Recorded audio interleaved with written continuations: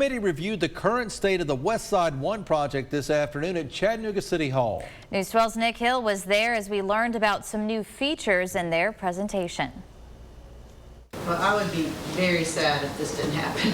The Westside One plan went in front of a TIF district review committee. Their job was to determine whether or not the current tax increment financing plan and its associated economic impact plan would be able to advance forward to the next step. During the session, Jimmy White, the president of Urban Story Ventures, the firm behind the bins portion of the project, led a group through what will be needed to complete the project. White told the committee nearly 5 miles of new infrastructure is needed during construction of the bins, which will require at least $200 million to complete, which much of it would come from multiple city and county tax sources. When we purchased this site, we started looking at the connectivity of the existing downtown core and how mission critical it is that we bring this riverfront back to our city.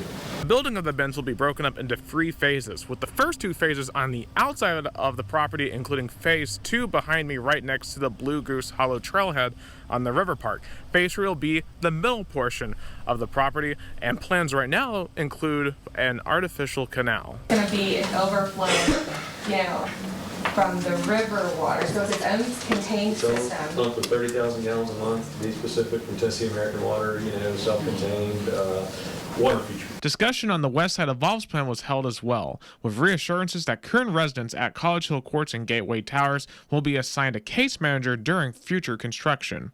But the case management will work with the resident one-on-one to determine their needs in terms of employment, in terms of income increases, in terms of health, and all the things the resident. It will be up to them to determine what they want to, what do they want to do.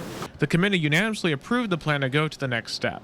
In Chattanooga, Nick Hill, News 12.